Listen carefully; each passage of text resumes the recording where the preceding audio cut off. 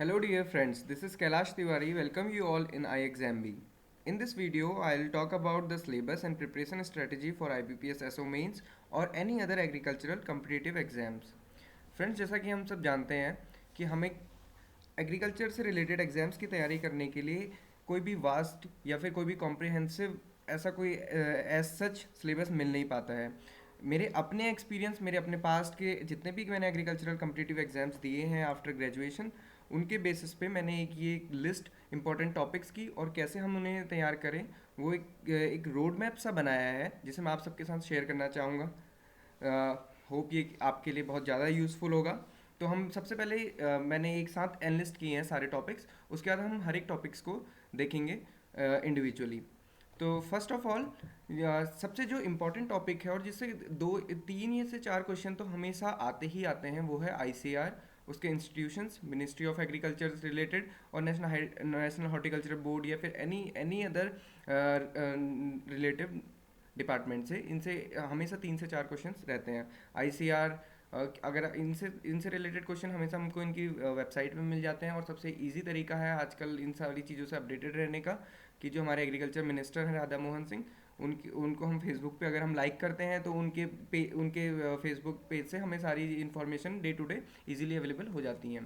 Then आता है NABARD, agriculture, RBI and banking sector. इससे आईबीपीएस में 6 से 7 क्वेश्चन हमेशा रहते हैं। बैंकिंग सेक्टर जो रिसेंट चेंजेस हो रहे हैं बैंकिंग सेक्टर में, और नबार्ड इसका सेटअप, इसका एस्टेब्लिशमेंट, सिमिलरली आरबीआई इसका एस्टेब्लिशमेंट, इसका सेटअप, ये इन सारी चीज़ों से रिलेटेड हमें 5 to 6 क्वेश्चन मिलते ही मिलते हैं। तो इन पे हमें ध्यान देना बहुत ज़्यादा ज़रूरी होता है।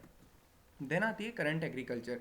करंट एग्रीकल्चर और जो ये सारी चीज़ें हैं इनमें डिफरेंस ये है कि करंट एग्रीकल्चर में जो अभी करंट एक डेवलपमेंट्स और जो करंट प्रोडक्शन, प्रोडक्टिविटी, एरिया, इन सारी चीज़ों का डेटा होता है, ये करंट एग्रीकल्चर में आता है। जबकि इसमें जो हमारी स्कीम्स हैं ये सारी चीज़ें रहती हैं। करंट एग्रीकल्चर से 6 क्वेश्चंस तो 5 से 6 क्वेश्चन तो हमेशा रहते ही रहते हैं, चाहे वो आप कोई सा भी एग्रीकल्चर कम्पिटिटिव एग्जाम्स दें। तो इसमें हमें बहुत ज़्यादा फोकस्ड होकर चलने की ज़रूरत है। और ये तीन टॉपिक हमारे ऐसे हैं जिसके लिए हमारे पास कोई एज यूजुअल बुक या फिर कुछ चीज़ नहीं है। इसे हमें करंट अपडेट, चाहे हम एग्रीकल्चर टुडे से पढ़ें, चाहे हम किसी भी वेबसाइट से तैयारी करें या न्यूज़पेपर से देखें, मतलब हमें कहीं ना कहीं बाहर से इसकी तैयारी करनी पड़ती है। एज इट इज़ कोई बुक हमें इसके लिए अवेलेबल नहीं हो पाती है। तो ये बहुत ज़्यादा इस पर ध्यान देने की ज़रूरत होती है, क्योंकि अगर हम इसके देखें तो ये कम से कम 15 से 16 क्वेश्चन तो हो जाते हैं। तो 15 से 16 क्वेश्चन बहुत ज़्यादा मायने रखते हैं मेरिट को अप एंड डाउन करने में। देन आता है एज यूजुअल एग्रोनॉमी। एग्रोनॉमी जिसका सबसे ज़्यादा वेटेज होता है, 12 से 14 क्वेश्चन, इवन 15 क्वेश्चन भी होते हैं। और ये क्वेश्चन बहुत ज़्यादा टफ भी नहीं होते बट बहुत ज़्यादा इजी भी नहीं होते हैं। टफ इसलिए नहीं होते हैं कि कोई किसी भी पेपर में बहुत डीपली नहीं आता, क्योंकि जेआरएफ का एग्जाम तो है नहीं। और दूसरी बात, इजी इसलिए नहीं हो पाते हैं कि बहुत ज़्यादा वास्ट होता है और हम हर टॉपिक को टच नहीं कर पाते, तो कभी कभी कन्फ्यूज़न हो जाता है हमें ऑप्शंस में। तो हमें इसलिए कॉम्प्रिहेंसिव स्टडी की ज़रूरत होती है एग्रोनॉमी इसमें। देन आता है soil science. Soil science agronomy के बाद जो सबसे ज़्यादा वेटेज रहता है वो सॉइल साइंस का रहता है। इससे 6 से 8 क्वेश्चन हमें लगभग हर एग्जाम में मिलते ही मिलते हैं। तो इसको इसको भी हमें अच्छे से प्रिपेयर करते हुए चलना है। Then comes the horticulture. Horticulture एक बहुत बड़ा टॉपिक है सिमिलर टू एग्रोनॉमी, बट इससे इतने ज़्यादा क्वेश्चन हमें नहीं मिलते हैं। अगर हम हॉर्टिकल्चर को डिवाइड करें ओलेरिकल्चर में, फ्लोरिकल्चर में, फ्रूट साइंस में, तो ये बहुत बड़ा हो जाता है और इससे बहुत कम ही क्वेश्चंस आते हैं। तो हमें इस पे ज़्यादा, बहुत ज़्यादा फोकस रहने की ज़रूरत नहीं है। कुछ कुछ जो हमारी जो नॉर्मल बुक्स हैं उनसे हम तैयारी कर सकते हैं। मैं आगे आपको बताऊंगा कि हमें ये सारे टॉपिक्स के लिए हमें किस किस बुक्स को रेफ़र करना है। तो next, extension education. Extension education में दो चीज़ है, एक तो extension and second is the communication. तो एक्सटेंशन से रिलेटेड क्वेश्चन उसके एक्सटेंशन एजुकेशन के प्रिंसिपल्स पे, या फिर जो भी रिसेंट डेवलपमेंट्स हैं या कुछ हिस्ट्री, जो भी मॉडल्स हैं, जो जितने भी एक्सटेंशन प्रोग्राम्स हुए हैं, चाहे वो जितनी प्रोजेक्ट्स हों, ये सारी चीज़ें ये इसमें रहती हैं। और दूसरा कम्युनिकेशन। कम्युनिकेशन में communication model, effective mode of communication, ये सारी चीज़ें इसमें रहती हैं। Then plant protection.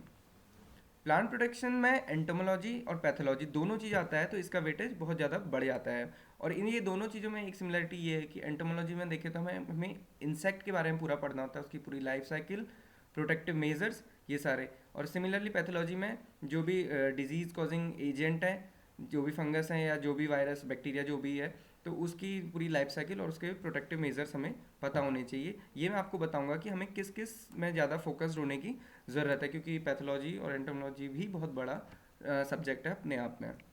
Then comes the genetics and plant breeding. Genetics and plant breeding से इतना ज़्यादा वेटेज नहीं रहता है ये, क्योंकि ये बहुत ज़्यादा एक टाइप से स्पेसिफिक सब्जेक्ट है, तो ये इससे बहुत ज़्यादा क्वेश्चंस नहीं रहते हैं, 2 से 3 क्वेश्चन रहते हैं। तो बट ये बहुत जो 11वीं 12वीं के लेवल की साइंस या बायोलॉजी के हैं उसके लेवल के होते हैं, तो इस पर बहुत ज़्यादा हमें फोकस रहने की ज़रूरत नहीं है, बहुत ज़्यादा डीप पढ़ने की ज़रूरत नहीं है। जितना हमने ग्रेजुएशन में पढ़ा है उससे वो काफ़ी है अगर हम उसको रिवाइज करते रहें तो। फिर आता है इकोनॉमिक्स। इकोनॉमिक्स एक इम्पॉर्टेंट टॉपिक है। कभी कभी ऐसा होता है कि हमें इकोनॉमिक्स से कोई भी क्वेश्चन नहीं मिलता, बट जनरली हमें क्वेश्चन मिलते हैं उसके प्रोडक्शन कर्व से, तो हमेशा क्वेश्चन होता ही होता है। M marginal product, marginal returns, इन सारी चीज़ों में रिलेशंस और मार्केटिंग मिक्स, ये सारी चीज़ें हमको क्वेश्चंस इकोनॉमिक्स से रिलेटेड मिलते ही मिलते हैं। देन आता है एनिमल हस्बेंड्री। ये एक टॉपिक ऐसा है कि जो अलग से हो जाता है, और जब इसका क्वेश्चन हमें पेपर में मिलता है तो हम ये सोचते हैं कि हम इसमें क्या करें, क्योंकि डिफ़िकल्टी ये हो जाती है कि एनिमल हस्बेंड्री में हम उतना ध्यान देते नहीं हैं, और इससे हमेशा 3 से 4 क्वेश्चन हर पेपर में लगभग मिल ही जाते हैं। इवन अगर कोई स्टेट का एग्रीकल्चर डिपार्टमेंट का एग्जाम होगा तो उसमें 1 से 2 क्वेश्चन तो रहते ही रहते हैं। Then farm power and machinery. Farm power and machinery से हमेशा क्वेश्चन रहता है हर पेपर में, चाहे अगर आप डीपली उसको देखें, किसी भी पेपर को एनालाइज करें तो उससे क्वेश्चन रहता है। 3 से 4 क्वेश्चन भी हो सकते हैं, 1 से 2 क्वेश्चन भी हो सकता है, कभी कभार 1 क्वेश्चन भी हो सकता है, बट क्वेश्चंस रहते हैं फार्म पावर एंड मशीनरी से रिलेटेड। इससे मैं ट्रैक्टर रिलेटेड, टिलेज ऑपरेशंस या जितने भी हमारे मशीनरी रिलेटेड एग्रीकल्चर में यूज़ होता है वो उस सारे क्वेश्चंस रहते हैं। अब मैं आपको आगे बताऊंगा कि हमें इन सारे टॉपिक्स पे, इन सारे टॉपिक्स में फिर कैसे सब टॉपिक वाइज पढ़ना है, जिससे हमें इजीली हमारा पूरा सिलेबस भी कवर हो जाएगा और एक हमको अच्छी हेल्प हो जाएगी, और हम बहुत कम टाइम पे लगभग अपना एग्रीकल्चर पूरा तैयार कर पाएंगे। फिर बाकी हम अगर मॉक टेस्ट या फिर जितने भी हमारे पास अगर जितने भी पेपर्स रहते हैं या जो भी बुक्स से हम कंसल्ट करते हैं, वो अगर हम एग्ज़ाम्स पेपर देते रहें तो हमें उससे ईजिली हम अपडेट कर सकते हैं खुद को। तो सबसे पहले है ICR institutions, ministry of agriculture, national horticultural board, dairy board, ये सारी चीज़ें जितने भी हैं वो ये टॉपिक कवर करता है। इसमें हमें पता है कि 3 से 4 क्वेश्चंस तो आने ही आने हैं। लास्ट ईयर का आईबीपीएस का जो पेपर था उस एग्रीकल्चर वाला, उसमें बहुत सारे क्वेश्चन रीसेंट डेवलपमेंट्स पे थे, बैंकिंग सेक्टर पे थे, आईसीआर इंस्टीट्यूशन से रिलेटेड थे, और मेनली जो भी नई स्कीम्स लॉन्च करती है गवर्नमेंट, यूनियन गवर्नमेंट, उनके बजट पे, वो उनके स्लोगन्स पे, उनके जितना भी सारी चीज़ें जो भी वो फोकस्ड होकर चल रही है यूनियन गवर्नमेंट, तो उस पर डिपेंड करता है। तो हमें ये रिसेंटली जितनी भी चीज़ें हो रही हैं उनसे अपडेटेड रहना बहुत ज़रूरी है। तो आईसीआर में अगर हम बात करें तो इसमें सबसे पहले हमें ये चीज़ें पता होनी चाहिए कि इनका इस्टेब्लिशमेंट कैसे कब हुआ, ऑर्गेनाइजेशनल सेटअप कब कैसा है, और कोई भी क्वेश्चन आ सकता है आईसीआर साइड से। अगर हम इस्टेब्लिशमेंट की बात करें तो हमें जैसे हम सभी को पता होता है कि जो एक क्वेश्चन जैसे लास्ट ईयर भी आया था कि आईसीआर कब इस्टेब्लिश हुआ, हमें पता है 16 जुलाई 1929 में हुआ, बट कभी कभी ये क्वेश्चन भी आ जाता है कि किसकी रिकमेंडेशंस पे बना। तो हमें पता होना चाहिए कि रॉयल कमीशन ऑन एग्रीकल्चर जो 1926 में बना था under the vice royalty of Lord Linlithgow, जरूरी नहीं है कि नाम पूछें, उनकी रिकमेंडेशन पे आईसीआर बना था। मतलब royal commission of on agriculture जो 1926 में बना था उसकी रिकमेंडेशन पे आईसीआर बना, तब उसे imperial council of agriculture research कहते थे, जिसके पहले प्रेसिडेंट मोहम्मद हबीबुल्ला थे और सेक्रेटरी एस ए हैदरी थे। देन 1946 में उसका नेम कन्वर्ट करके Indian council of agriculture research हो गया, जो एज इट इज़ अभी है। इस अगर हम इसके इंस्टीट्यूशंस की बात करें, जो अभी इसमें सारे इंस्टीट्यूशंस हैं, उसमें 4 डीम्ड यूनिवर्सिटीज़ हैं, और IARI है, IVRI है, NDRI Karnal, CIFE fisheries research, ये मुंबई में है। 64 ICR इंस्टीट्यूट्स हैं, 15 नेशनल रिसर्च हैं सेंटर्स हैं, 6 नेशनल ब्यूरो हैं, 13 project directorates and number of agriculture universities हैं। सिमिलरली अगर हम ICR के साथ IRI को देखें तो IRI 1905 में जब 6 कॉलेजेस बने थे उनमें से एक IRI था, लॉर्ड कर्जन ने बनाए थे। उसके बाद जब 1934 में बिहार में अर्थक्वेक आया तो उसके बाद ये 1936 में दिल्ली शिफ्ट हो गया। अगर हम इसके ऑर्गेनाइजेशनल सेटअप की बात करें ICAR की, तो ICAR के जो टॉप में इसके प्रेसिडेंट होते हैं वो एक्स ऑफिशियो मेंबर होते हैं, और वो होते हैं जो यूनियन गवर्नमेंट में एग्रीकल्चर मिनिस्टर होते हैं, जो अभी राधा मोहन सिंह जी हैं। ठीक है। तो और राधा मोहन सिंह जी को अगर हम फेसबुक पे फॉलो करते हैं तो हमें बहुत सारे रिसेंट अपडेट मिलते हैं मिनिस्ट्री ऑफ एग्रीकल्चर की। एज कोई साइट है नहीं, जो भी हमें रिसेंट डेवलपमेंट मिलते हैं तो वो उनकी साइट से मिल जाते हैं, और वो ऑथेंटिक डेटा होता है, इसलिए हम इजीली इस फेसबुक सब यूज़ करते हैं तो इजीली डेटा मिल जाता है, उनको देखना चाहिए। उनके बाद आते हैं वाइस प्रेसिडेंट, जो minister of agriculture for state होते हैं। तो उसमें हैं श्री पुरुषोत्तम रूपाला जी, श्रीमती कृष्णा राज एंड श्री गजेंद्र सिंह शेखावत। ये हमें पता होना चाहिए कि जो प्रेसिडेंट हैं वो एग्रीकल्चर के कौन, आईसीआर के कौन है, और एग्रीकल्चर यूनियन मिनिस्टर कौन है, वो राधा मोहन सिंह जी। ये क्वेश्चन हो सकता है। देन उसके बाद डीजी आईसीआर, उनके नीचे डिप्टी डायरेक्टर जनरल्स, उनके नीचे एडीजी, वो कितने नंबर होते हैं आपको बताना चाहिए। डीडीजी 8 होते हैं, एडीजी 24 होते हैं। और बाकी जितने भी आपकी सारी चीज़ें हैं वो आपको आईसीआर की साइट से मिल जाएंगी। देन आता है name of research institute for particular crop. ये हमें पता होने चाहिए, हर क्रॉप के लिए लगभग एक ना एक रिसर्च इंस्टीट्यूट कहीं ना कहीं इंडिया के किसी ना किसी कोने पे है, तो हमें सारी चीज़ें पता होनी चाहिए। Place of research station, research institute के साथ उसका रिसर्च स्टेशन वो कहाँ पे लोकेटेड है ये भी पता होना चाहिए। हमें पता है कि सेंट्रल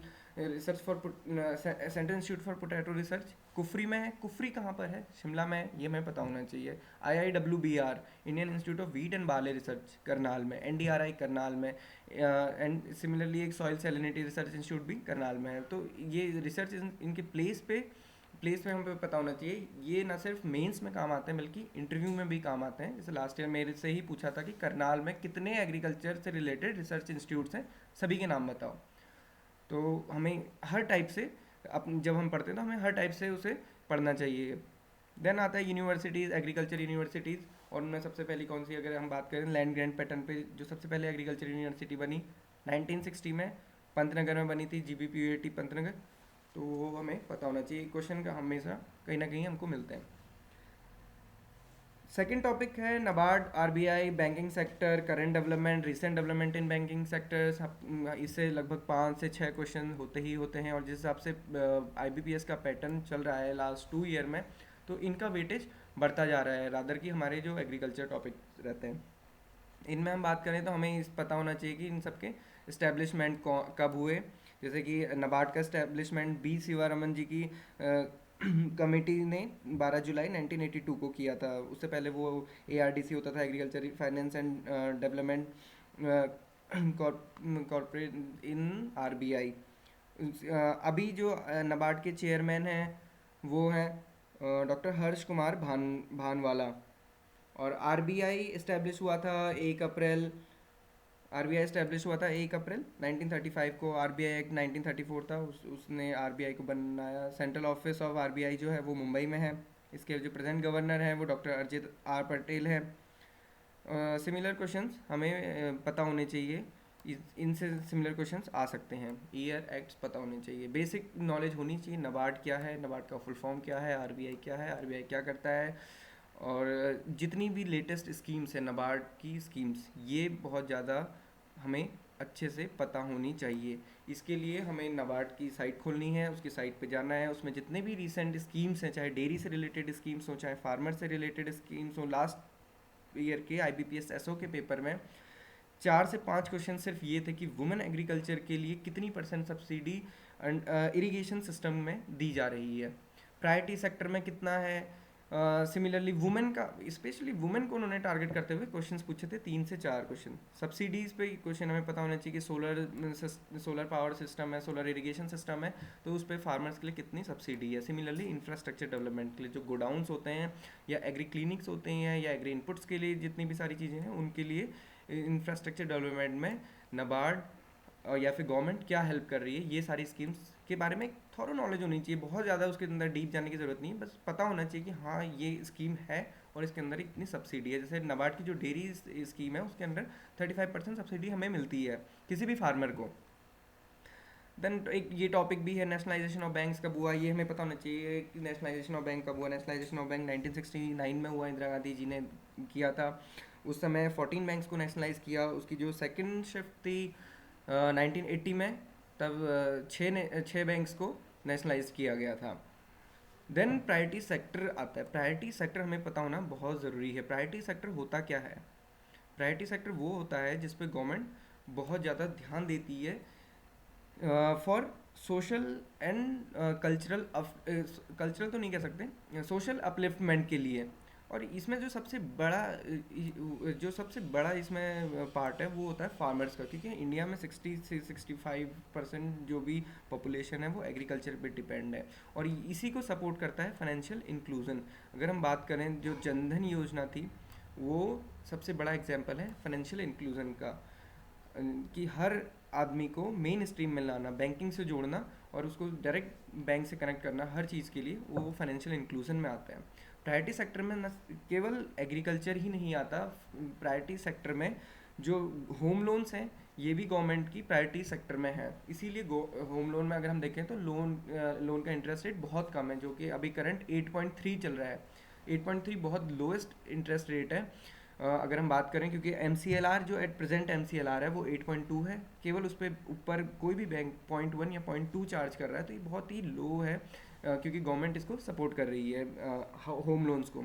और अगर हम बाकी फिर सिमिलरली हम इस पे हमें पूरा फोकस करते हुए आगे चलना है। देन आता है करंट एग्रीकल्चर। करंट एग्रीकल्चर से 6 से 7 क्वेश्चन होते हैं, इवन ज़्यादा भी हो सकते हैं, कम भी हो सकते हैं, हम कुछ नहीं कह सकते, बट हमें ये लेके चलना है कि 5 से 6 क्वेश्चंस तो आएंगे ही आएंगे, और उसके अकॉर्डिंग अपने को प्रिपेयर करते हुए चलना है। अच्छा, इसमें करंट एग्रीकल्चर में क्या है, तो प्रोडक्शन, प्रोडक्टिविटी, एरिया का आपको आइडिया होना चाहिए अच्छे से। अभी मैं देख रहा था कुछ दिनों पहले राधा मोहन सिंह ने अपने फेसबुक पोस्ट में डाला था कि इंडिया अगेन हमने रिकॉर्ड प्रोडक्शन किया है हॉर्टिकल्चर में, जो लगभग 305, जो एडवांस एस्टिमेट है वो है 305 मिलियन टन्स। तो ये हमें रिसेंट डेटा इजीली मिल जाता है फेसबुक में, क्योंकि फेसबुक हम हर कोई यूज़ करता है। देन हमें सारी चीज़ें पता होनी चाहिए, एग्री रिलेटेड स्कीम्स हैं जितनी भी, और उनके स्लोगन्स, उनकी जो भी टैगलाइंस हैं वो सारी बहुत अच्छे से हमें पता होनी चाहिए। जैसे अगर हम एग्री रिलेटेड स्कीम्स हो रहे हैं, जो सबसे ज़्यादा अभी पॉपुलर हो रखी है, या जो गवर्नमेंट जिस पे बहुत ज़्यादा एम्फेसाइज कर रही है, वो एक तो सॉइल हेल्थ कार्ड है, दूसरी है PMFBY, प्रधानमंत्री फसल बीमा योजना, prime minister crop insurance scheme. जो एक अगर हम बात करें तो वो स्कीम बहुत अच्छी है, और उससे एक नया क्वेश्चन हमेशा आता है कि खरीफ के लिए क्या इंश्योरेंस प्रीमियम है, रबी के लिए क्या इंश्योरेंस प्रीमियम है, सिमिलरली हॉर्टिकल्चरल क्रॉप्स के लिए क्या प्रीमियम है। हमें बताना चाहिए खरीफ के लिए 2%, रबी के लिए 1.5% एंड हॉर्टिकल्चर के लिए 5%। सिमिलरली सॉइल हेल्थ कार्ड, अच्छा उनकी टैग लाइन हमें पता होनी चाहिए। सॉइल हेल्थ कार्ड जो स्कीम है उसकी जो टैग लाइन है वो यही है, स्वस्थ धरा खेत हरा। जैसे जनधन योजना थी जो उसकी जो टैगलाइन थी वो थी, मेरा खाता भाग्य विधाता। और जो अभी गवर्नमेंट एग्रीकल्चर को डेवलप करने के लिए कर रही है, तो वो एक बहुत अच्छी उनकी लाइन है, पर drop more crop, water efficiency, जितनी भी सारी चीज़ें हैं। अच्छा, इनके अंदर बजट एलोकेशन कितना है गवर्नमेंट का, ये लास्ट ईयर क्वेश्चन था कि सॉइल हेल्थ कार्ड के अंदर कितना बजट एलोकेट किया, तो last year around 580 crore something था। इसको आप चेक कर लीजिएगा। ये जितनी भी मैंने अभी बताई दी कि सॉइल हेल्थ कार्ड और ये प्रधानमंत्री फसल बीमा योजना है, या फिर जो भी इसकी इरिगेशन स्कीम, प्रधानमंत्री फसल सिंचाई योजना है, ये बहुत ज़्यादा इंपॉर्टेंट है। इन 3 स्कीम्स पे कोई ना कोई क्वेश्चन हमें मिल सकता है, तो हमें इनकी ये सारी चीज़ें पता होनी चाहिए कि इनका फंड कितना है और इन पे कितना फोकस करिए। अभी शायद डेटा रिलीज़ हुआ था कि मोर देन 10,000 या 10 crore soil health card last year तक डिस्ट्रीब्यूट हो चुके हैं, तो ये डेटा हमें पता होना चाहिए, वो कितना एग्जैक्ट आप पता करना। देन ICR और नाबार्ड स्पॉन्सर्ड स्कीम्स, ये तो हमें पता करनी ही है। ICR की भी अपनी स्कीम्स भी रहती हैं, नाबार्ड के साथ भी रहती है, नाबार्ड की अपनी स्कीम्स भी रहती हैं, ये सारी चीज़ें हमें पता होनी चाहिए। वुमेन इन एग्रीकल्चर, जैसा मैंने आपको पहले ही बताया कि बहुत सारे क्वेश्चन वुमेन स्पेसिफिक स्कीम्स के में जो भी सब्सिडी रहती है, तो वो सारे हमें पता होने चाहिए।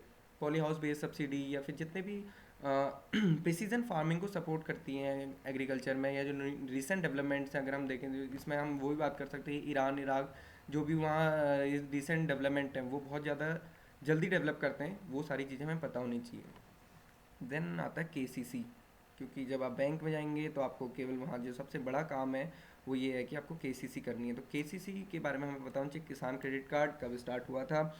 1999 से ये स्टार्ट हो चुका था, उसके बाद इसमें बहुत सारे डेवलपमेंट हुए, उसके इंटरेस्ट रेट क्या है, ये एक टाइप में अगर आपको बताऊँ, KCC सबसे सबसे सस्ता लोन अगर हम किसी कहें तो सबसे सस्ता क्रेडिट कार्ड कहें तो वो KCC होता है। इसमें 7% का एनुअल इंटरेस्ट रेट होता है, और वो भी simple.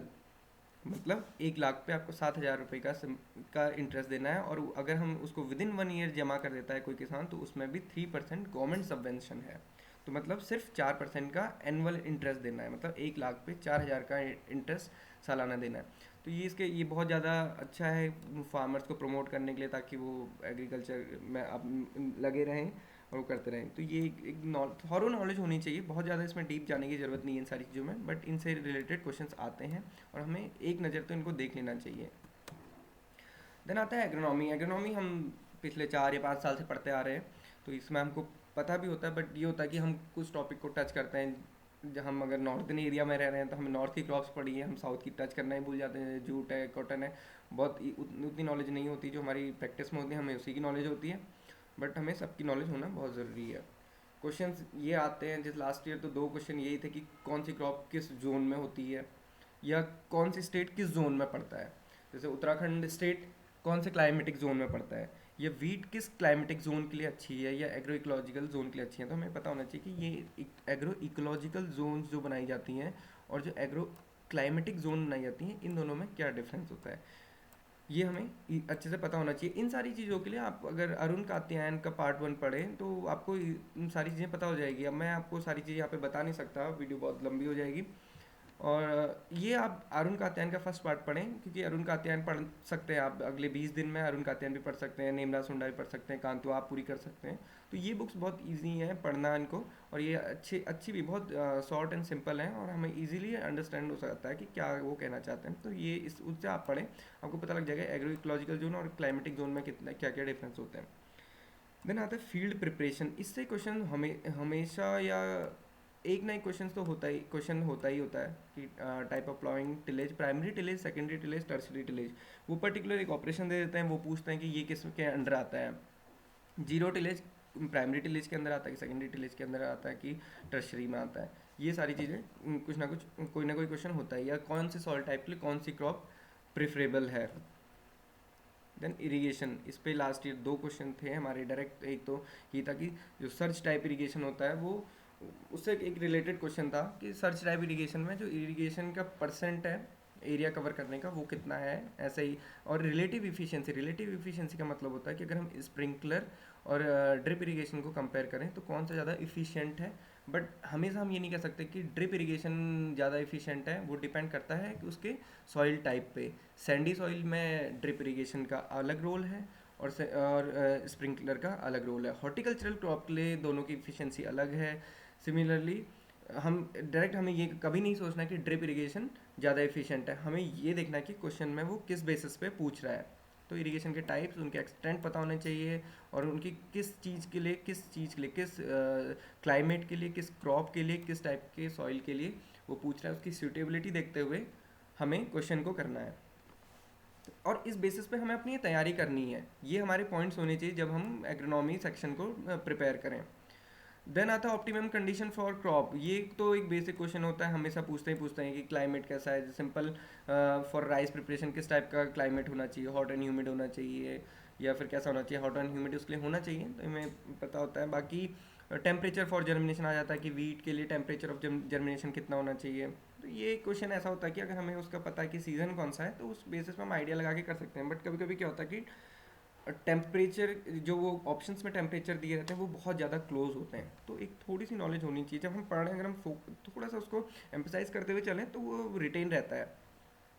Then days of flowering कितने टाइम में होती है, टेम्परेचर फॉर मेच्योरिटी क्या है, क्रॉप ड्यूरेशन कितने टाइम की, कौन सी शॉर्ट ड्यूरिंग क्रॉप है, कौन सी। ये इसलिए हम अगर हमको पता हो कि क्रॉप ड्यूरेशन क्या है, उससे हमारे बहुत सारे क्वेश्चन हो जाते हैं। जैसे रिले क्रॉपिंग होती है। रिले क्रॉपिंग क्या होती है, जिसमें हम एक साल में इवन 4 क्रॉप ले लेते हैं। तो जब हमें क्रॉप ड्यूरेशन पता होगा तभी हम उसको रिलेट कर पाएंगे कि कौन सा क्रॉपिंग सिस्टम रिले क्रॉपिंग के अंदर है कि नहीं है। तो ये हमें पता होना ज़रूरी है। जैसे शुगर केन का है, शुगर केन में 18 मंथ का भी है और 12 मंथ की भी क्रॉप है, तो दोनों का हमें पता होना ज़रूरी है। देन आता है seed rate of crops and plant population. Seed rate एक ऐसा क्वेश्चन है, ये एम्बिगियस है काफ़ी, क्योंकि बहुत सारे कांस्टेंट हैं जिसमें सीड रेट चेंज हो जाता है। अगर हम राइस की बात करें, लास्ट ईयर क्वेश्चन आया था what is the seed rate of rice paddy, तो उसमें 40 kg कोई भी ऑप्शन नहीं था, उसमें एक 60 था, एक 75 था, एक 100 था, एक 120 था। अब ऐसी कंडीशन में आप कौन सा ऑप्शन लगाएंगे। तो इस क्वेश्चन ऐसे क्वेश्चन को हम अकॉर्डिंगली हमें प्रिपेयर करना पड़ता है। तो क्यों हमें पता है कि पैडी अगर हम सिंपल ब्रॉडकास्ट करते हैं तो उसका अराउंड 80 से 100 kg होना चाहिए। अब ये क्वेश्चन ऐसा है कि इस पर तो मैं भी नहीं कह सकता कि ये IBPS ने कौन सा क्वेश्चन कौन सा आंसर उन्होंने अप्रोप्रिएट माना होगा, क्योंकि कोई ऐसा है तो नहीं कि उन्होंने आंसर हमें बताया या पता चला। बट हमें सीड रेट पता होना चाहिए क्रॉप्स का सीड रेट वेरी भी करता है। तो एक थॉरो नॉलेज होनी चाहिए कि सीरियल्स का कितना है, पल्सेस का कितना सीड रेट है, उसमें जो कुछ कुछ एक्सेप्शंस होते हैं वो हमें पता होने चाहिए। फिर आता है प्लांट पॉपुलेशन। इस पे एक हमेशा क्वेश्चन कभी ना कभी कैसा ना कैसा घुमा फिरा के पूछ ही लेते हैं। अगर शुगर केन की बात करें तो उसमें पूछ लेते हैं वो कि अगर हम 1 बर्ड सेट लेंगे तो कितनी उस नंबर ऑफ सेट कितने रिक्वायर होंगे, 2 बर्ड सेट लेंगे तो नंबर ऑफ सेट कितने रिक्वायर होंगे, ऑप्टिमम प्लांट पॉपुलेशन कितनी होनी चाहिए किसी भी क्रॉप की, 1 हेक्टेयर में किसी भी क्रॉप की कितनी प्लांट पॉपुलेशन होनी चाहिए। देन आता है ऑर्गेनिक फार्मिंग से रिलेटेड एक क्वेश्चन। इससे यही आता है कि जो नॉर्मल सॉइल है उसको ऑर्गेनिक फार्मिंग के अंदर हमको कन्वर्ट करना है तो उसमें कितना टाइम लगता है। तो हमें पता होना चाहिए कि 3 ईयर का पीरियड रहता है वो। फिर ईल्ड ऑफ क्रॉप जैसे सीड रेट है वैसे ही ईल्ड ऑफ क्रॉप भी है। हमें पढ़ते टाइम ही रिलेट करते हुए चलना चाहिए कि किन क्रॉप्स की ईल्ड सिमिलर है, उन क्रॉप्स को हम एक साथ रिटेन कर पाएँ। देन स्पेसिफिक रिक्वायरमेंट्स होती हैं कुछ क्रॉप्स की, जैसे कॉटन में है, जूट में है, इनमें स्पेसिफिक रिक्वायरमेंट्स हैं। जूट में रेटिंग की रहती है, वो एक माइक्रोबियल प्रोसेस है। ये भी क्वेश्चन आ जाता है कि वो माइक्रोबियल प्रोसेस है कि बायोलॉजिकल प्रोसेस है कि कैसी प्रोसेस है। तो हमें पता होना चाहिए कि अगर कोई स्पेसिफिक रिक्वायरमेंट है किसी क्रॉप की तो उसके बारे में हमें पता होना चाहिए। टोबैको में हालांकि इतना डीप कोई क्वेश्चन आता नहीं है, पर हमें तैयार करना चाहिए उसके अगले। फर्टिलाइजर रिक्वायरमेंट्स क्या है प्लांट की, ये सब पता होना चाहिए। देन आता है सॉइल साइंस। सॉइल साइंस एक बहुत इंपॉर्टेंट टॉपिक है और इजीली प्रिपेयर हो जाता है अगर आप इंटरेस्टिंगली पढ़ें। तो इसको पढ़ने का सबसे अच्छा तरीका है कि आप अरुण कात्यायन पढ़ें। अरुण कात्यायन जो वॉल्यूम 1 है उसमें स्टार्टिंग में ही जो 6 से 7 चैप्टर हैं सॉइल साइंस के, वो बहुत अच्छे से कवर करा देते हैं किसी भी कम्पिटिटिव एग्जाम के लिए। और जो आजकल हम एग्जाम में क्वेश्चंस देखते हैं वो जनरली इन इन टॉपिक पर रिलेट होते हैं। तो हमें बहुत ज़्यादा आलतू फालतू चीज़ें पढ़ने की ज़रूरत नहीं है। अगर हम ये न्यूट्रिएंट बेस्ड क्वेश्चंस को ध्यान रखें तो हमारे 2 से 3 क्वेश्चंस तो हमें हर पेपर में बन ही जाते हैं। ये थोड़ा हमें नॉलेज अच्छे से होनी चाहिए, टू द पॉइंट। जैसे डेफिशिएंसी सिम्टम्स की बात करते हैं, उसमें डेफिशिएंसी सिम्टम को अगर हम इससे रिलेट करें, mobility of any nutrient in soil as well as in plant, तो हम इन दोनों को इजीली रिलेट कर लेते हैं। जैसे अगर मैं आपको बताऊं मोबिलिटी सॉइल की बात करें हम, जो सॉइल में सबसे ज़्यादा मोबाइल होते हैं वो है नाइट्रोजन, सल्फर, बोरॉन, मैंगनीज और क्लोरीन। और प्लांट में जो इमोबाइल हो जाते हैं वो है कैल्शियम और बोरॉन। तो बोरॉन एक ऐसा है जो सॉइल में तो बहुत ज़्यादा मोबाइल है बट प्लांट में इमोबाइल हो जाता है। तो ये एक कॉन्ट्रास्ट है बिल्कुल।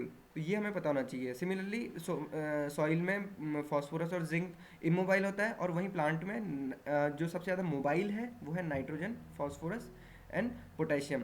तो जो फॉस्फोरस है वो सॉइल में तो इमोबाइल है बट प्लांट में बहुत ज़्यादा मोबाइल है। तो सिमिलरली अगर हम इनकी डेफिशिएंसी पैटर्न को पढ़ें, जो प्लांट में बहुत ज़्यादा मोबाइल होगा तो वो इजीली ऊपर को चला जाएगा। तो जो उसकी डेफिशिएंसी हमें कहाँ दिखेंगी, लोअर पार्ट में, लोअर लीव्स में या फिर लोअर पार्ट में। और जो इमोबाइल होगा तो वो उसकी जो डेफिशिएंसी होगी वो हमें टर्मिनल बर्ड पे दिखेगी। तो अगर हम बात करें तो ओल्ड लीव्स में ये क्वेश्चन आता है कि ओल्ड लीव में किसकी डेफिशिएंसी दिखती है, तो वो हम इजीली बता सकते हैं कि ओल्ड लीव्स में या तो नाइट्रोजन या पोटेशियम या फास्फोरस, मैग्नीशियम, मोलिब्डेनम, इनकी डेफिशिएंसी सिम्टम हो सकते हैं। अब बाकी वो पर्टिकुलर न्यूट्रिएंट का पर्टिकुलर एक कैरेक्टर होता है, वो हमें पढ़ना पड़ेगा। बाकी न्यू लीव्स में किसकी डेफिशिएंसी सिम्टम दिखते हैं, वो जो इमोबाइल होते हैं इन प्लांट, जैसे सल्फर है, आयरन है, मैंगनीज है, कॉपर है। और टर्मिनल बर्ड में किसकी डेफिशिएंसी दिखती है, ये क्वेश्चन बहुत ज़्यादा आता है क्योंकि ये क्वेश्चन बहुत इंपॉर्टेंट भी है। टर्मिनल बर्ड में उसकी डेफिशिएंसी दिखेगी जो प्लांट में बिल्कुल इमोबाइल होगा, और वो है कैल्शियम एंड बोरॉन। तो जो कैल्शियम एंड बोरॉन है वो एक तो क्या हो गया प्लांट में इमोबाइल, और उनकी डेफिशिएंसी हमें कहाँ दिखेगी, टर्मिनल बर्ड में। तो ऐसे रिलेट करते हुए हम चलेंगे तो इजीली हम पढ़ भी पाएंगे और हमारे टॉपिक कंप्लीट भी हो जाएंगे। फिर एक ये आता है आयनिक फॉर्म ऑफ न्यूट्रिएंट, कि प्लांट किस फॉर्म में पर्टिकुलर जो हम फर्टिलाइजर डोज देते हैं उसमें जो भी न्यूट्रिएंट्स होते हैं उनको किस फॉर्म में वो एब्जॉर्ब करता है, तो हमें पता होना चाहिए कि फॉस्फोरस H2PO4 के उसमें या फिर HPO4 2 नेगेटिव के उसमें पोटेशियम को K positive, Ca2 positive, Mg2 positive, SO4 2 negative, manganese है उसको Mn2 पॉजिटिव, जिंक को Zn2 पॉजिटिव, इन फॉर्म में लेता है। बोरोन का पता होना चाहिए B4O7 2 नेगेटिव, या फिर मोलिब्डेनम का आता है मोलिब्डेट आयन का क्या फॉर्मूला है MoO4 2 नेगेटिव। ये हमें थोड़ा सा एक जनरल आइडिया होना चाहिए, इतना केमिस्ट्री हमने सभी ने पढ़ा होता है 11th तक, तो इजीली रिकग्नाइज कर लेते हैं। ये क्वेश्चन हमारा उसके ऑप्शन देख के भी हो जाता है, क्योंकि उसमें ऑड वन आउट टाइप हम निकाल सकते हैं कि जो भी इनकरेक्ट केमिकल फॉर्मूला हो रहा है उसको हम इजीली सेपरेट कर सकते हैं। फिर क्वेश्चन आता है nutrient in structure. Nutrient in structure का आता है कि कुछ कुछ स्ट्रक्चर जो बायोलॉजिकल स्ट्रक्चर होते हैं उसमें कौन सा न्यूट्रिएंट यूज़ होता है। जैसे हमें पता है कि क्लोरोफिल में मैग्नीशियम यूज़ होता है, या फिर जो भी स्ट्रक्चरल ऑर्गेनाइजेशन है, किसी प्लांट का जो स्ट्रक्चरल ऑर्गेनाइजेशन होता है वो NPK से मिलकर बना होता है। CHO की भी बहुत ज़्यादा सब। कार्बन तो बेसिक है, ऑर्गेनिक केमिस्ट्री की जब हम बात करते हैं तो उसमें कार्बन और हाइड्रोजन तो है ही है, उसके अलावा जो न्यूट्रिएंट हैं वो कहाँ पे यूज़ होते हैं ये हमें थोड़ा पता होना चाहिए। बायोलॉजिकल प्रोसेस होती है तो उसमें हमें पता होना चाहिए कि किस किस न्यूट्रिएंट का कितना रोल है। जैसे मैग्नीशियम का भी है उसमें, Mn का भी है, किसमें, नाइट्रोजन फिक्सेशन में। नाइट्रोजन फिक्सेशन बहुत टाइप से होता है, एरोबिक, एनारोबिक, ये सारी चीज़ें हमें एक बार थोड़ा नॉलेज होनी चाहिए, क्योंकि इससे सॉइल साइंस में बहुत ज़्यादा क्वेश्चंस आते हैं। देन एक क्वेश्चन होता है टाइप ऑफ सॉइल और उनका एक्सटेंट। हमें पता होना चाहिए कि सॉइल को किन किन बेसिस पे क्लासीफाई किया जाता है। इंडिया में जो क्लासीफाई किया सॉइल को 8 टाइप में on the basis of colour. जैसे उसमें alluvial soil, black soil, red and yellow soil, laterite soil, arid soil, saline soil, PT and forest soil. जबकि जो US system of soil classification है उन्होंने उसको कैटेगराइज किया है 12 ऑर्डर्स में। वर्टिसॉल, एरिडोसॉल, एरिडिसॉल, स्मॉलिसॉल, जेलिसॉल, अल्फिसॉल, अल्टिसॉल से ही सिमिलर 12 ऑर्डर हैं जिनमें हमें किया। बट हमें ये पता होना चाहिए कि हमारी जो सॉइल्स हैं वो किस किस ऑर्डर में आती हैं। या सिंपल जो मॉलिसॉल है, मॉलिसॉल की अगर हम बात करें तो वो वर्ल्ड की बेस्ट या फिर बेस्ट प्रोडक्टिव या फर्टाइल सॉइल मानी जाती हैं। तो वो किस ऑर्डर में आती हैं। अगर हम बात करें कि एलुवियल सॉइल है, एलुवियल सॉइल में किस किस ऑर्डर को हम डाल सकते हैं, तो हमें पता होना चाहिए कि मॉलिसॉल एज वेल एज वर्टिसॉल उसमें आ सकता है। जो मॉलिसॉल है वो बेसिकली ग्रासलैंड होते हैं। ग्रासलैंड का मीन ये होता है कि जिसमें अभी तक कोई भी चीज़ की एग्रीकल्चर किया नहीं गया है, जो एग्रीकल्चर बहुत ज़्यादा हुआ नहीं है, तो वो सॉइल्स इंटैक्ट हैं और बहुत इजीली उन्हें हम यूज़ कर सकते हैं एग्रीकल्चर के लिए। देन क्वेश्चंस रहते हैं स्ट्रक्चर ऑफ सॉइल से सॉइल इरोजन पे। सॉइल इरोजन पे क्वेश्चन हमेशा रहते हैं, सॉइल इरोजन पे, या फिर सॉइल पार्टिकल का साइज़ क्या है। सैंड, सिल्ट एंड क्ले, उसका पार्टिकल साइज हमें पता होना चाहिए, जो 2.2 से लेकर 0.002 तक वेरी करता है। उसे हमें पूरा पता होना चाहिए किस किस में वो वेरी कर रहा है। फिजिकल प्रॉपर्टी है, डेंसिटी है, पोरोसिटी है, कलर, टेक्सचर, ये सारी। डेंसिटी के बारे में हमें आइडिया होना चाहिए, बल्क डेंसिटी और पार्टिकल डेंसिटी पे, और उनकी क्या क्या रेंज रहती है सॉइल में। और हमें एक रिलेशन पता होना चाहिए कि अगर सैंडी सॉइल होगी तो उसकी बल्क डेंसिटी ज़्यादा होगी कि पार्टिकल डेंसिटी। देन आता है size of soil particle. Size of soil particle ये हमने अभी डिस्कस कर लिया। फिर आता है प्रॉब्लमेटिक सॉइल। प्रॉब्लमेटिक सॉइल से क्वेश्चन हमेशा होता ही होता है, चाहे वो एसिडिक हो, फिर एल्कलाइन हो, बेसिक हो। सेलाइन सॉइल का जो पीएच होता है वो हमेशा लेस देन 8.5 होता है, वेर एज एल्कलाइन का कितना होता है पीएच, मोर देन 8.5। ESR अगर हम इसकी बात करें तो सेलाइन सॉइल में वो लेस देन 15 होता है और एल्कलाइन सॉइल में मोर देन 15 होता है। इलेक्ट्रिकल कंडक्टिविटी जो सेलाइन सॉइल की होती है वो 4 मिलीमीटर होस पर सेंटीमीटर होती है, और सिमिलरली एल्कलाइन की भी वो लेस देन होती है। और अगर हम एसिडिक सॉइल की बात करें तो उनका पीएच बहुत कम होता है, मतलब लेस देन 6 ही होता है। हमें इसके बारे में आइडिया होता है। बाकी फर्टिलाइज़र तो अपने आप में एक बहुत बड़ा टॉपिक है जिसे हमें बहुत थॉरो नॉलेज के साथ हमें पढ़ना चाहिए। इससे रिलेटेड क्वेश्चन हमेशा आते ही आते हैं।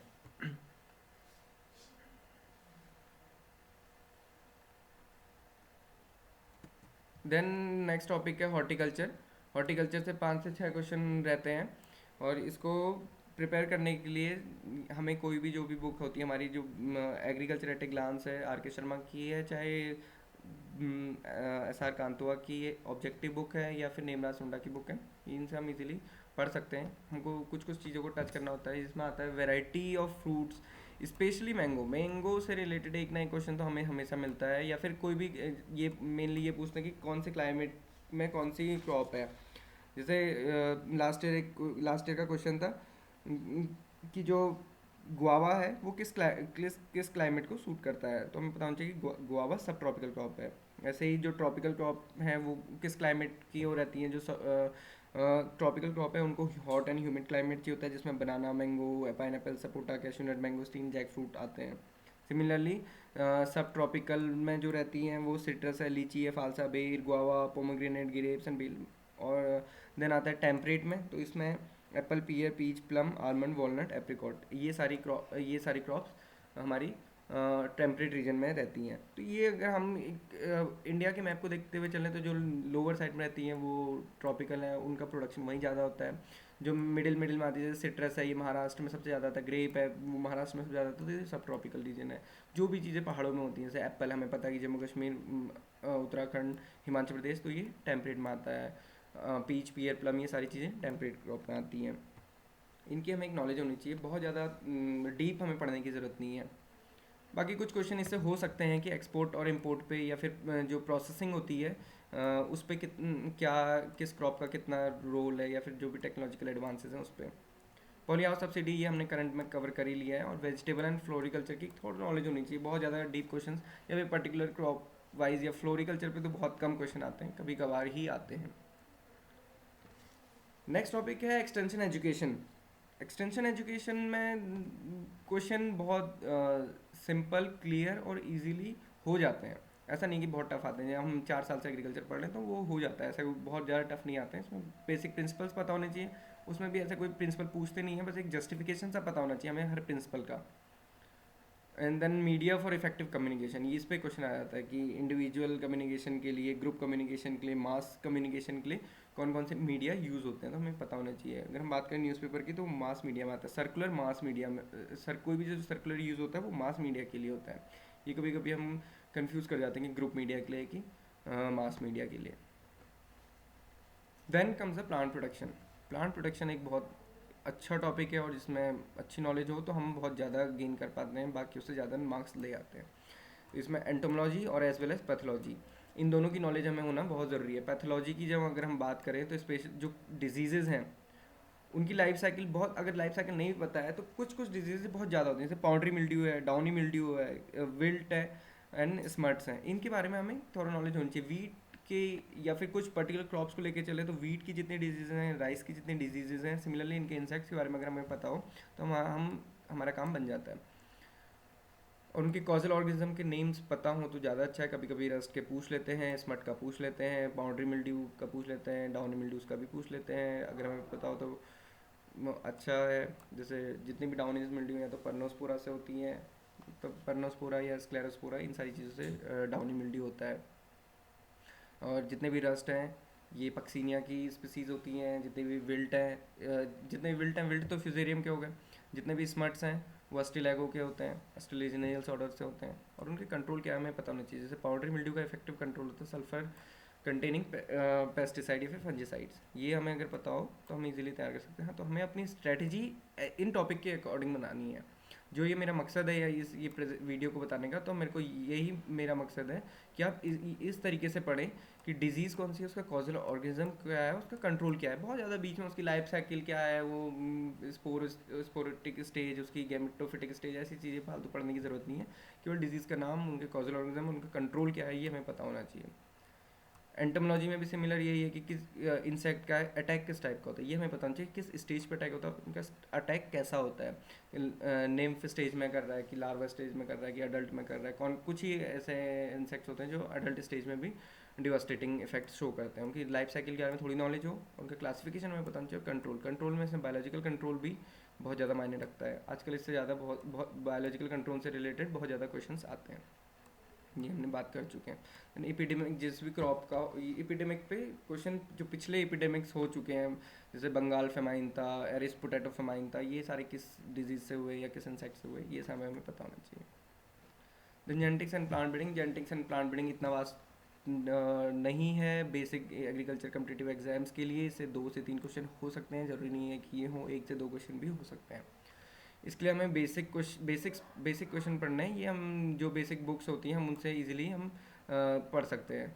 जेनेटिक बेस्ड ऑन मेंडल की जो जेनेटिक्स है, मेंडल की जो दो लॉ हैं वो थोड़े से पता हों, बाकी उससे भी इतना रिलेटेड नहीं होता है। ये मियोसिस माइटोसिस से एक क्वेश्चन रहता है, सेल डिवीजन से एक क्वेश्चन रहता है कि अगर हमें गैमीट फॉर्मेशन है तो उसमें मियोसिस होती है, सिंपल सेल डिवीजन है, इक्विटेशनल डिवीजन कहते हैं जिससे, वो माइटोसिस होता है, रिडक्शनल डिवीजन, मियोसिस होता है। दोनों की स्टेजेस में अगर हमें थोड़ी थोड़ी हमें स्टेजेस पता हों तो सही रहता है। ये अगर हम ऐसे पढ़ें तो सही है, इसके लिए हमें सेल डिवीज़न पढ़ने की ज़रूरत है। बाकी जो क्वेश्चन रहता है तो वो मेनली इससे रहता है, फ्लावर का सेक्सुअल ओरिएंटेशन, कि कोई भी क्रॉप सेल्फ है कि क्रॉस है, सेल्फ पॉलिनेशन किस किस टाइप से हो जाता है, क्रॉस पॉलिनेशन किस किस टाइप से होता है, ये एक नॉलेज होनी चाहिए कि किस क्रॉप में कैसा मोड ऑफ पॉलिनेशन है। तो एक ही क्वेश्चन रहता है। देन आता है इकोनॉमिक्स। इकोनॉमिक्स एक ऐसा टॉपिक है जिससे कभी कभी क्वेश्चन बहुत मिल जाते हैं, कभी कभी क्वेश्चन एक भी नहीं मिलते हैं। इकोनॉमिक्स मेरा बिल्कुल फेवरेट नहीं था, बट फिर भी अगर हम एक दो ये जो टॉपिक है अगर हम इसे ही कवर कर लें तो हम इकोनॉमिक्स में अगर इकोनॉमिक्स से क्वेश्चन आता है एक या दो क्वेश्चन तो हम उसे ईजिली कवर कर सकते हैं। सिमिलरली रेशियो होते हैं जितने भी M P M R MC MR, ये सारे जो भी रेशियो रहते हैं कि ऑप्टिमम प्रॉफिट कब होता है, मैक्सिमम प्रॉफिट कब होता है, ये सारी चीज़ें पता होनी चाहिए। मार्केटिंग मिक्स, ये तो हमें पता होना चाहिए। मार्केटिंग मिक्स अगर हम पढ़ लेंगे, 4 Ps होते हैं जो भी, तो ये इकोनॉमिक्स हमारा कवर हो जाता है। बहुत ज़्यादा इकोनॉमिक्स से नहीं आता है। फिर उसके बाद बेसिक लॉज हैं और उसके साथ साथ फार्म मैनेजमेंट थोड़ा सा अगर हम पढ़ें तो ये टॉपिक हमारा इजीली कवर हो जाता है। इसमें बहुत ज़्यादा फोकस करने की भी ज़रूरत नहीं है, बस प्रोडक्शन कर्व हमें पता होना चाहिए, उसकी तीनों स्टेजेस पता होनी चाहिए, जो भी उनके रिलेशन है TPP, MPP और APPP, तीनों पे हमें रिलेशन पूरा पता होना चाहिए। एक ये जो अचानक से आ जाता है टॉपिक एनिमल हस्बेंड्री, ये हम इस पे कभी कभी क्या होता है कि 3 से 4 क्वेश्चन रहते हैं, तो उसको देखकर हम ना डरें। इसलिए हमें एनिमल हस्बेंड्री की थोड़ी नॉलेज होनी चाहिए, जैसे कि बेसिक कैटल नॉलेज। हमें एक दो कोर्स हम एग्रीकल्चर ग्रेजुएशन के टाइम पे ही पढ़ते हैं, उस उन्हीं को हम थोड़ा सा एम्फोसाइज करते हुए चलें तो उसी से क्वेश्चन रहते हैं। बेसिक कैटल की नॉलेज होनी चाहिए कि गाँव की ब्रीड्स कौन सी, बेफेलो की ब्रीड कौन सी है, उसमें कौन सी ब्रीड ऐसी जो ज़्यादा मिल्क प्रोडक्शन कर रही है या स्वीट मिल्क है, ऐसे कुछ क्वेश्चन रहते हैं, वो आपको बुक्स पे मिल जाएंगे। लास्ट ईयर ये क्वेश्चन था कि डंग पर कैटल, डंग पर बफेलो था, वो भी इन प्रेग्नेंट स्टेज में, इस टाइप का कुछ क्वेश्चन था, उसका आंसर तो पता नहीं।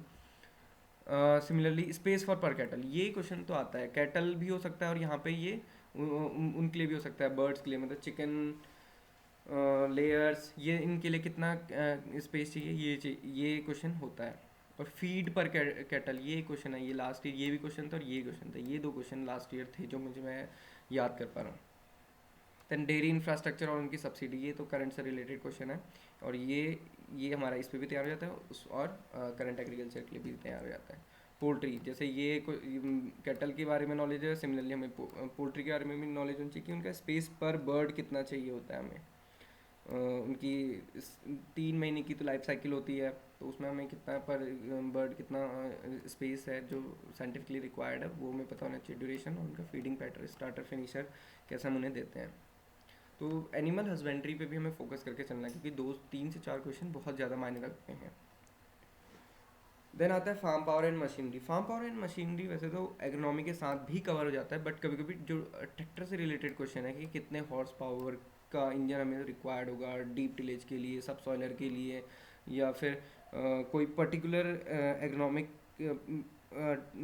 प्लॉइंग ऑपरेशन है उसके लिए क्या होता है, तो वो उसके लिए ये पूछ लेते हैं। या फिर कुछ क्वेश्चन तो उनके अपने पावर पे इम्प्लीमेंट किए होते हैं कि किस इम्प्लीमेंट के लिए कितनी पावर चाहिए होती है। कभी कभी बेसिक क्वेश्चन ये भी होता है कि जो वो बैलगाड़ी होती है वो कितनी पावर, उसको हॉर्स पावर में कन्वर्ट करके वो क्वेश्चन पूछते हैं। और इम्प्लीमेंट्स वेरियस टिलेज ऑपरेशंस के लिए, ये हमें इम्प्लीमेंट्स का नेम तो एटलीस्ट पता होना चाहिए कि कौन सा इम्प्लीमेंट किस ऑपरेशन के लिए यूज़ होता है। ऐसे हम अगर हम इन हेडिंग्स के अंदर सब टॉपिक वाइज प्रिपेयर करें तो हम इजीली प्रिपेयर कर सकते हैं। सो फ्रेंड्स, मैं आप सभी को यही कहूँगा कि आप अच्छे से अपनी प्रिपरेशन करें। सो फ्रेंड्स, तो फाइनली मैं आप सबको यही कहूँगा कि आप अपनी अच्छे से प्रिपरेशन करें, लास्ट के 20 डेज़ अपने अच्छे से इन टॉपिक्स को ध्यान में रखते हुए और इन्हीं सब टॉपिक्स को पॉइंट आउट करते हुए पढ़ें, तो ज़रूर आपके अच्छे मार्क्स आएंगे। और 1 या 2 मार्क्स भी बहुत ज़्यादा मायने रखते हैं, क्योंकि अगर लास्ट ईयर के मेंस की हम cut off mains last year तो उसी में था, बट एग्रीकल्चर का वेटेज था उसमें देखें तो 1 या 2 मार्क्स के 1 या 2 मार्क्स या 3 या 4 मार्क्स का ही डिफरेंस था, इससे ज़्यादा डिफरेंस नहीं था। तो यही हमारे लिए, और हम आपको पता है कि मार्क्स इसी के काउंट होने, तो अच्छे से प्रिपेयर करें।